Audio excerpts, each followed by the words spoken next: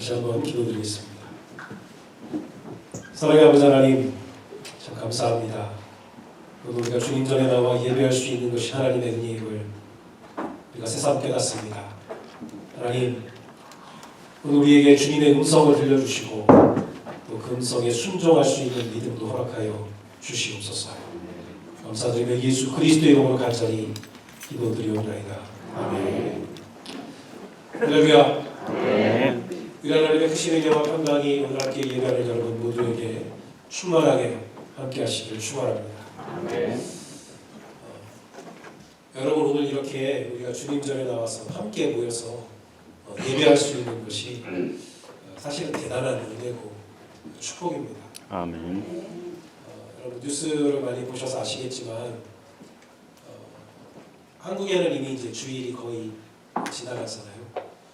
지난 주일에는 이게 교회에 모이지 못하고 각자 가정에서 예배를 드린 교회들도 꽤 많이 있었고, 또 예배를 드린 교회들도 모든 모임을 다 축소하고 1, 2, 3, 4호가 있었던 교회들도 한 번만 예배 드리는 교회들도 많았었고, 그런 교회들도 아마 교인들의 30% 정도만 교회에 출석해서 예배드린 교회들이 많이 있었던 것 같아요.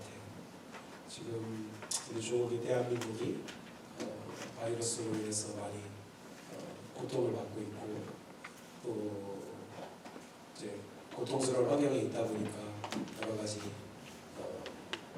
마음 아픈 그런 일들이 자꾸 생기고 있는데, 여러분들 아직 미국 동부 저희가 사는 지역에 그런 영향이 없어서 감사한 분도 있지만 지금 고통받는 이들을 위해서 기억하시고 기도해 주시기를 부탁을 드립니다.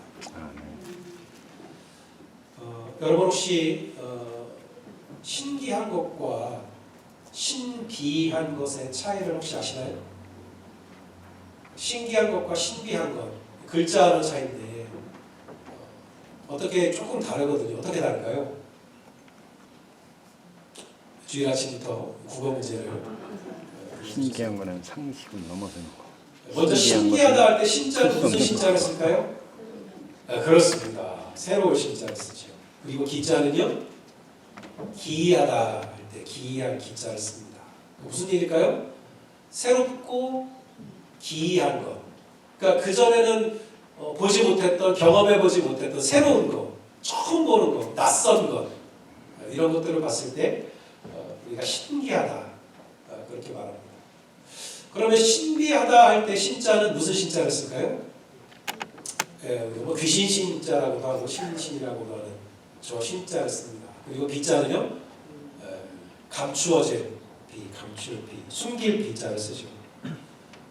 저것은 뭔가 우리 사람들이 살아가는 영역에 있는 것이 아니라 뭔가 신의 영역에 감추어져 있었던 것 같은 그런 것들을 우리가 보거나 혹은 경험했을 때 이거 참 신기하다, 그런 말을 한다는 거죠. 마치 이 세상의 것이 아닌 것처럼 여겨지는 그런 경험이나 혹은 그런 현상 혹은 물건들을 보았을 때 우리가 참 신비하다, 이런 말을 한다는 거죠. 조금 이제 의미가 다른 거죠. 마태복음 17장에 보면 베드로와 야고보, 요한이 예수님과 함께 어떤 산에 올라갑니다. 예수님이 제자들을 데리고 산에 올라가시죠. 그런데 산에 올라가다 보니까 베드로가 봤을 때 예수님의 모습이 달라지는 거예요. 예수님 얼굴에서 광채가 막 나기 시작합니다. 물론 이제 모발이 없는 분들의 얼굴에 가끔 광채가 나는 경우가 있지만 그런 게 아니고, 그런 광채가 아니고 반사돼서 나는 빛이 아니고 예수님 얼굴 자체에서 빛이 나기 시작했다는 거예요. 근데 예수님 얼굴만 변한 것이 아니라 예수님이 입고 계신 옷에서도 막 빛이 나더라는 거죠. 반짝이를 달아서 그런 게 아니라 그 옷이 빛이 나는데 하얗기가 다른 성경에 보면 이 세상에 어떤 그 빨래를 한 거 가지고는 그렇게 하얗게 할 수 없을 정도로 빛이 났다. 그래서 이게 무슨 일인가 하고 신기하게 보는데 잠시 후에 구름 속에서 모세 모세하고 엘리야가 나타나는 거예요. 그리고 예수님과 함께 세 분이서 대화를 주고받는 겁니다. 여러분, 베드로가 그 전에 모세와 엘리야를 본 적이 있을까요? 없었죠. 한 번도 본 적, 아주 옛날 분이잖아요. 그런데 베드로는 어떻게 그분들이 모세와 엘리야인 거 알았을까요? 그냥 아는 거예요.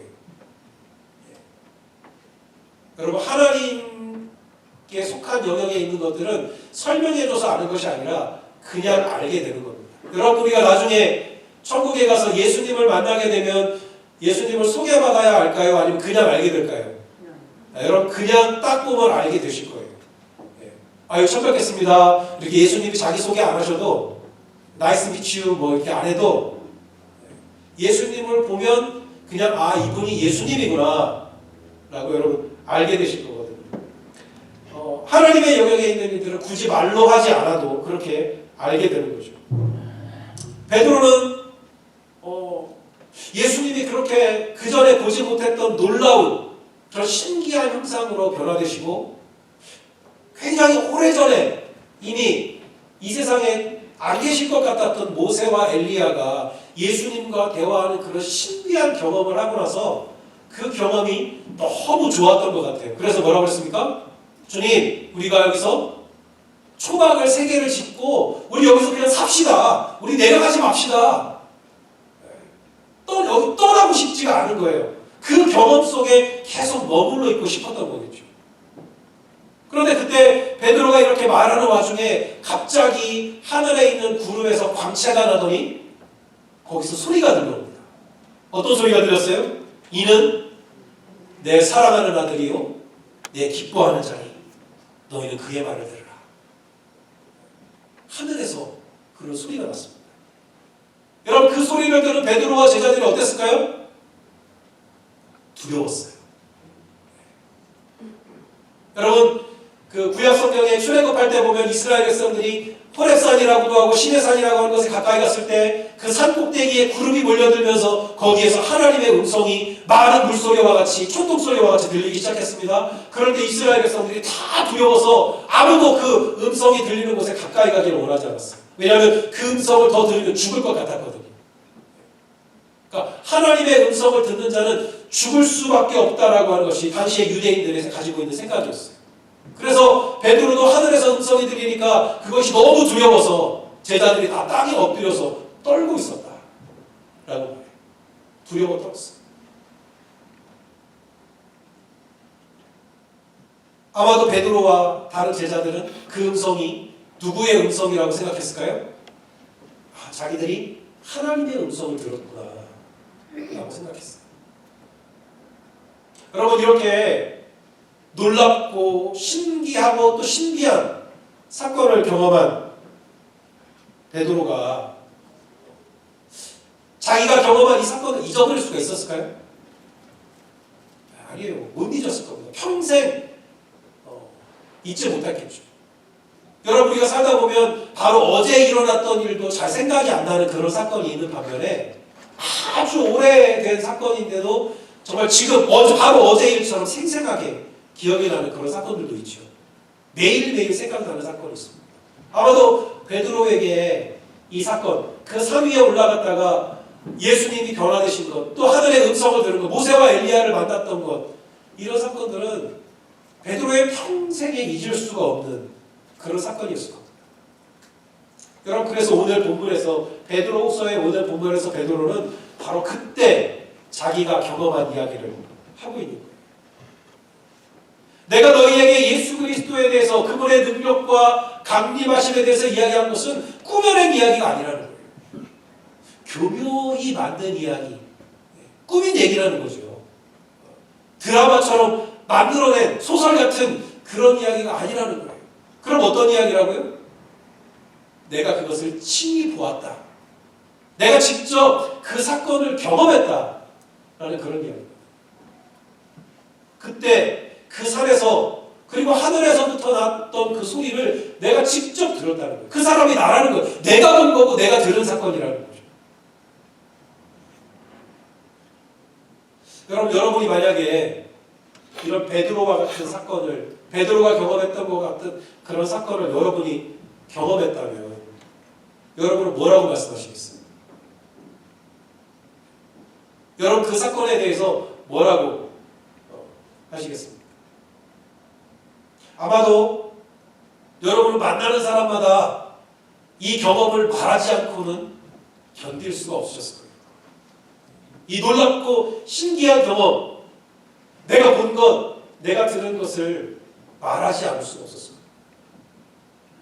여러분 이것과 비슷한 경험들을 하는 분들이 있는데 어떤 분들이 이런 비슷한 경험을 하냐면 손주를 처음 본 할아버지들이 이런 비슷한 경험을 합니다. 그러시는 것 같아요. 저도 아직 경험해보지 못했는데 주변에 할아버지들을 보면 그러신 것 같아요. 할아버지가 된다라고 하는 것은 아버지들 수준에서는 아직 경험할 수 없는, 아버지들은 모르는 거죠. 경험할 수 없는 신비한 경험이라는 거예요. 그래서 어떻게 합니까? 만나는 사람마다 누구 얘기를 해요? 손주 얘기를 그렇게 하는 거예요. 전화기에다가 요즘 손주 사진을 이렇게 넣고 다니면서 이것도 이 사진도 보고 이 사진도 보라고, 우리가 볼 때는 똑같은 사진 같은데 이거는 크게 웃었고 이거는 작게 웃었다고. 너무 신기하다는 거죠. 그러면서 만나는 사람마다 손주 이야기를 자꾸만 하는 거예요. 너무나 그 이야기가 하고 싶어서 견딜 수가 없는 거죠. 그래서 우리가 뭐라고 그럽니까? 손주 이야기를 하려면 돈을 내라. 그래도 뭐라고 그래요? 돈을 내고서라도 이 얘기가 하고 싶다는 거예요. 왜? 너무나 신기하고 신비한 경험이기 때문에 말하지 않고는 견딜 수가 없다는 거죠.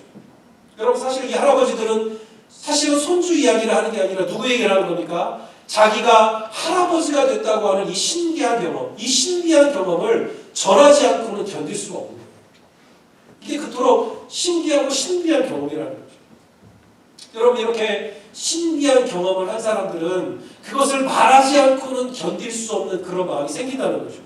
여러분 아마도 베드로를 비롯해서 야고보와 요한 같은 제자들은 자기가 그때 그 산에서 보았고 들었던 그 경험을 만나는 사람마다 전했을 거예요.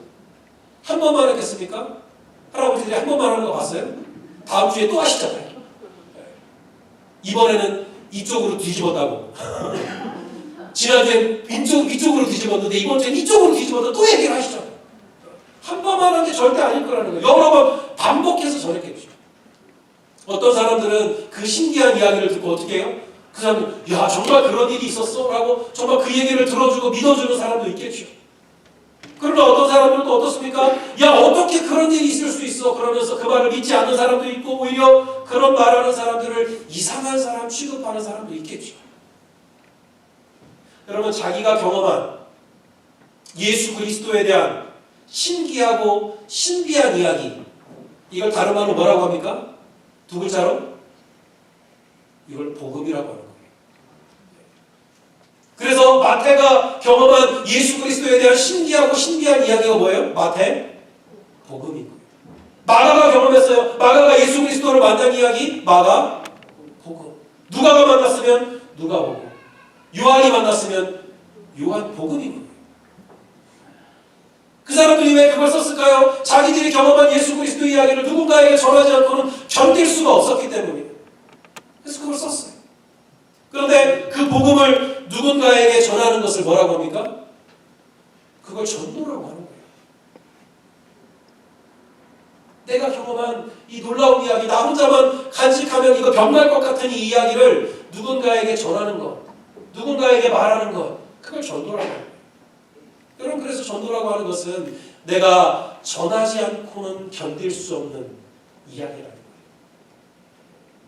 여러분 내가 그렇게 신기하고 신비한 일을 경험했는데 어떻게 그걸 전하지 않을 수가 있겠어요? 어떤 목사가 골프를 너무너무 좋아했다는 거예요.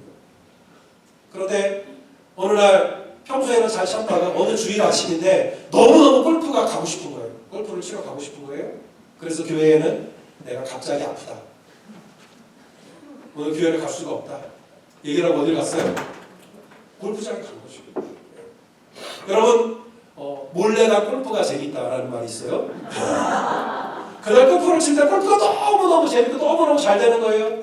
어느 홀에 딱 갔는데 파3 홀에 딱 갔는데 티샷을 딱 날렸는데 그만 공이 떼굴떼굴 굴러서 쏙 들어가는 거예요. 뭐예요? 홀인원이라는 걸 했어요.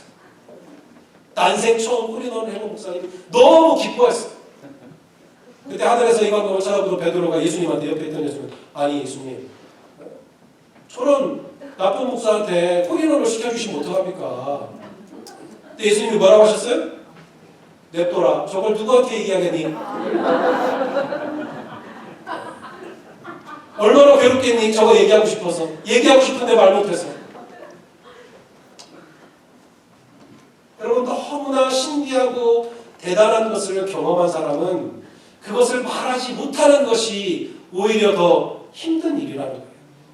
여러분, 그래서 예수 그리스도의 신비를 경험한 사람들은 사람들이 듣든지 안 듣든지 그 말을 전하지 않고는 견딜 수가 없다는 거죠. 어떤 사람들은 그 말을 믿어주는 사람도 있고, 어떤 사람들은 그 말을 안 믿고 혹은 반박하기도 하고, 괜히 그 사람을 미워하고 핍박하는 사람도 물론 있어요. 그런데 그게 상관이 없다는 거예요. 왜냐하면 전도는 그 사람이 들어줘서 하는 얘기가 아니라 내가 하지 않고는 견딜 수 없어서 하는 얘기이기 때문에 그 사람이 듣든지 안 듣든지 상관이 없다는 거예요. 여러분, 그래서 사도 바울은 뭐라고 그랬습니까? 고린도전서 9장 16절에서 내가 이 복음을 전하지 않으면 나에게 화가 있을 것 같다. 이게 무슨 얘기예요? 나 병날 것 같다, 이 얘기예요. 내가 경험한 이 예수 그리스도에 대한 놀랍고 신비한 이야기들을 누군가에게 전하지 않으면 나 병날 것 같아. 나 그래서 전하지 않고는 견딜 수가 없어. 그럼 그 얘기거든요. 여러분, 바울이 왜 그렇게 많이 돌아다니면서 왜 그렇게 평생 동안 복음을 전했어요? 전하지 않고는 견딜 수가 없었던 거예요. 여러분, 전도는 말로 하는 게 아닙니다.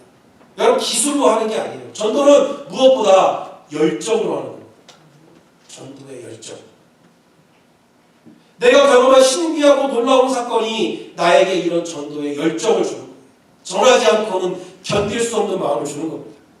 그래서 그 열정으로 전하다 보면 내가 무슨 말을 해야 할지 생각나기도 하고 어떻게 이 사람에게 전해야 될지 기술도 쌓이고 경험도 생기는 거예요. 초보 할아버지들이나 자꾸 이거 넘겨가면서 끊임없이 막 손주 얘기하지, 이제 좀 경력이 쌓인 할아버지들은 그렇게 얘기하지 않습니다. 그렇죠? 듣고 싶도록 얘기하죠. 이야기를 어떻게 내 손주 이야기를 할까? 우연히 한 것처럼 꺼내가지고 말이죠. 기술이 느는 거예요. 여러분, 이 열정이 빠진 전도, 그런 전도는 오래 가지 못해요. 그리고 쉽게 좌절합니다. 왜요? 어떤 사람들은 그 이야기를 들어주지만 그 이야기를 듣기 싫어하는 사람들도 있거든요. 안 듣는 사람, 안 믿어주는 사람들이 있거든요. 그래서 열정이 없는 전도는 그런 반대를 만나면 금방 식어요. 금방 좌절하고 포기합니다. 여러분, 그래서 전도하는 사람에게는 그게 꼭 필요한 거예요. 하나님을 만난 경험, 예수 그리스도의 능력과 영광을 체험한 것, 그런 경험들이 너무 중요하고 꼭 필요하다는 거예요. 여러분, 그런 경험이 없으면, 그런 경험이 있는 사람들은 전도라고 하는 것이 정말 신나는 일이고 정말 안 하고는 견딜 수 없는 일이지만, 그런 경험이 없는 사람들에게 전도는 어떻습니까? 가능하면 피하고 싶은 일, 안 할 수 있으면 안 했으면 좋겠는 일이 되는 거죠. 여러분, 이번 주 수요일이 무슨 날이죠? 제수요일입니다. 제수요일부터 뭐가 시작됩니까? 사순절이 시작이 됩니다. 부활절이 되기 40일 전, 40일 동안 우리를 위해 고난당하신 예수 그리스도의 고난을 함께 묵상하고 우리의 믿음의 성장을 가져오는 그런 사순절. 오늘 예배 후에 나가실 때 여러분에게 이런 묵상집을 한 번씩 드릴 거예요. 여기 보시면 수요일부터 시작해서 주일을 빼고 40일 동안 여러분이 하루에 한 권씩 이렇게 로마서의 말씀을 읽고 또 그 묵상한 것들을 옆에 이렇게 기록할 수 있는 묵상집을 드릴 거예요. 여러분, 그런데 수요일 날 이 묵상집을 시작하시기 전에 첫 페이지에 보시면 이렇게 빈칸이 있어요. 여기에다가 내가 이번 사순절 기간에 전도할 사람을 한 명 거기 이름을 적으세요. 사순절 기간에 내가 전도할 사람, 그리고 그 사람을 위해서 사순절 기간 동안 매일매일 기도하시는 거예요. 내가 전도할 그 사람을 위해서. 그리고 그 사람을 언제 초청해요? 부활주일이 다가오면 내가 기도한 그 사람에게 가서 용기를 내서 내가 그 사람을 기도했으니까 이번 부활주일에 우리 에덴교회로 여러분들 초청하십니다. 여러분, 그런데 우리가 그 사람의 이름을 여기에 적고 그 사람을 위해 기도하고 그 사람을 부활주일에 초청하기 전에 해야 될 기도가 있어요. 어떤 기도를 해야 될까요? 먼저 내가 하나님을 만나는 그런 경험을 할 수 있도록 여러분 기도하시기 바랍니다. 내가 예수 그리스도의 능력과 영광을 경험할 수 있도록 그런 기도를 먼저 드리세요. 설교를 듣다가 내 마음이 뜨거워지는 경험이 있도록, 혹은 성경을 읽다가 그 말씀이 바로 나를 향한 주님의 음성으로 들리는 그런 경험이 있도록, 혹은 찬송을 하다가 오늘의 그 가사가 내 심장을 뛰게 하는 그런 경험이 있도록 여러분 기도하시기 바랍니다. 여러분 오늘 찬양 들으셨죠? 하나님이 세상을 이처럼 살아가셨다. 여러분이 모르는 가사 아니잖아요. 다 아는 이야기잖아요. 그런데 어느 날 그 가사를 들을 때 내 심장이 처음 뛰는 것처럼 새롭게 뛰는 그런 경험을 하실 때가 있어요. 그런 경험이 우리 가운데 있도록 여러분 기도하시기 바랍니다. 여러분 그런 경험이 있을 때 전도가 기쁨이 되는 거예요. 여러분 전도란 우리 그리스도인들에게 주어진 의무이기도 하지만 그러나 그것을 기쁨으로 할 수 있다면 얼마나 더 좋겠어요. 여러분 전도를 기쁨으로 하는 사람은 전도하다가 거절당하거나 전도하다가 방해가 있어도 그것을 포기하지 않는 거예요. 왜냐하면 그 사람이 들어주기 때문에 하는 것이 아니라 내가 하고 싶어서 하는 거기 때문에 그렇습니다.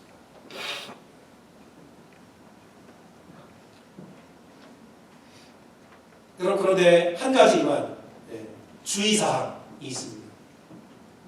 신비한 경험을 하신 분들에게 부탁드릴 한 가지 주의사항이 있는데, 아무리 신비하고 놀라운 경험을 했더라도 그 경험이 내 믿음의 모든 것이라고 생각하시면 안 돼요.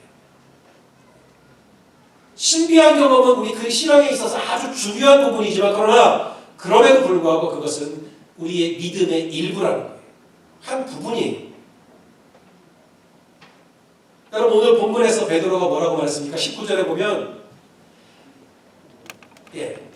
더 확실한 예언이 있다는 거예요. 뭐보다 더 확실해요?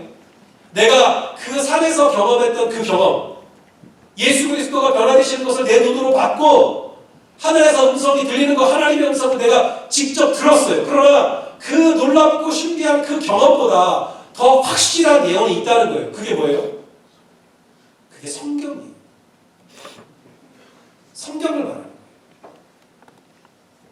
나는 그날의 그 사건을 통해서 예수님이 변화되시고 하늘에서 예수님을 향해서 주시는 이는 내 사랑하는 아들이라 내가 그 음성을 들었기 때문에 나는 예수 그리스도가 하나님의 아들이라고 하는 사실을 내가 확실하게 지금 믿고 있지만, 그러나 내 그 경험보다 훨씬 더 중요한 예언이 구약의 예언에, 구약에 있는 선지자들이 이미 예수 그리스도를 하나님의 아들로 메시아로 예언하고 있다라는 거예요. 내가 경험한 그것보다 성경에 기록된 선지자들의 예언이 훨씬 더 확실한 예언이라는 거예요. 내 경험보다 성경에 기록된 그 예언이 더 높은 권위를 가진다는 거예요. 여러분 베드로는 하나님의 음성을 들었잖아요. 그렇죠? 하지만 내가 들은 하나님의 음성이 성경보다 더 확실한 증거라고 말하지 않아요.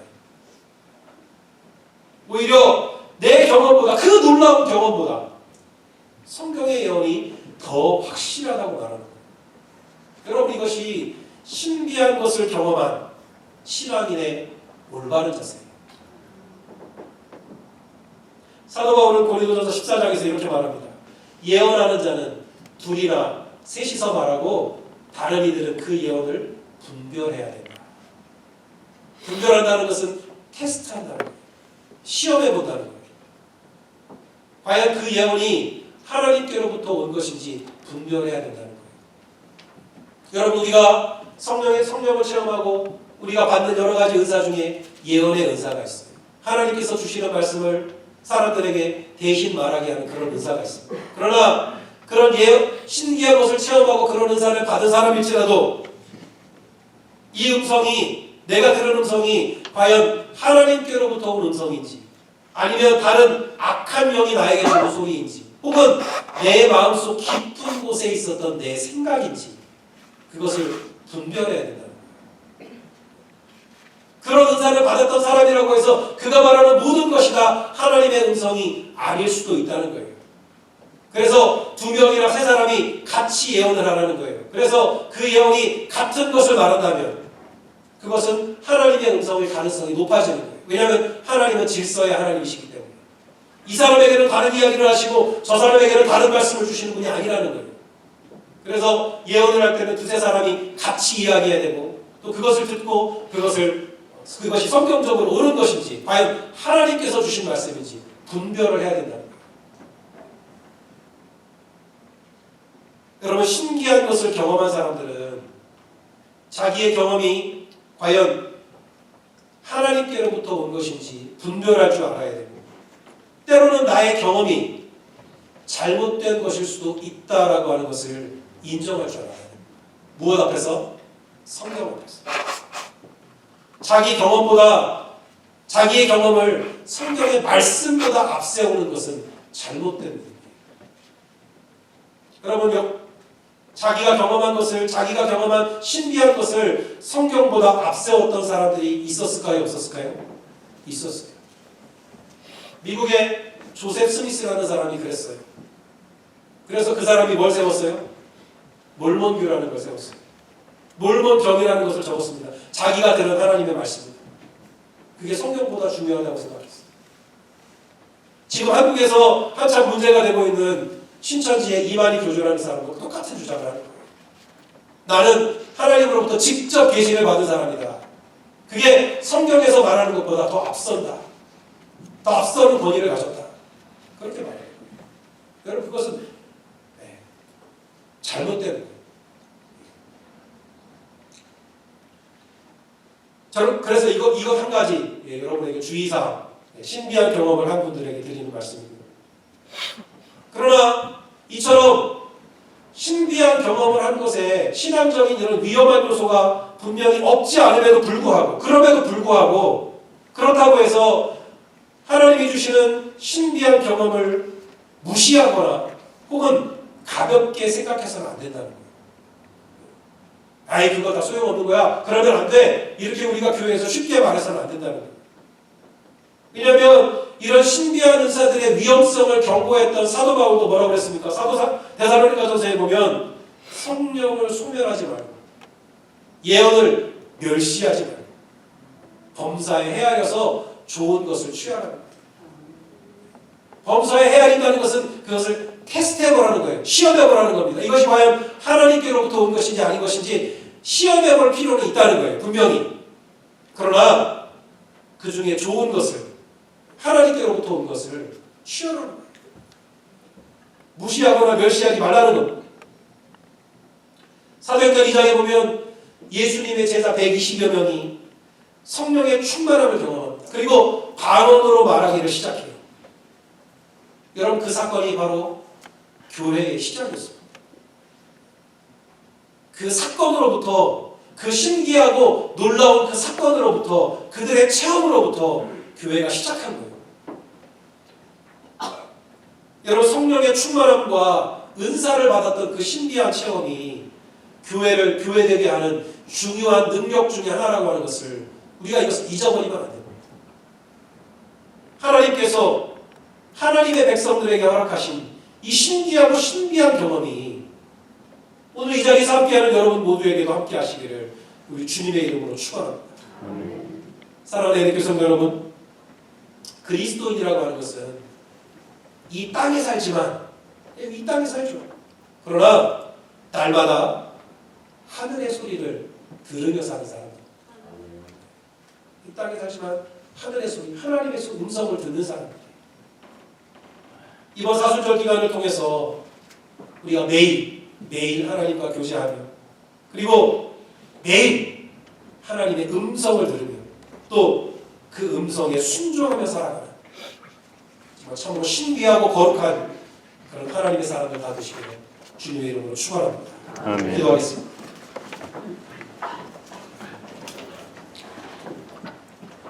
고마우신 하나님, 지금도 살아계셔서 우리에게 말씀하시고 또 우리에게 성령의 충만함을 경험하게 하시며 주님과 하나 되는 놀랍고도 신비한 경험을 하게 하시니 주님 감사합니다.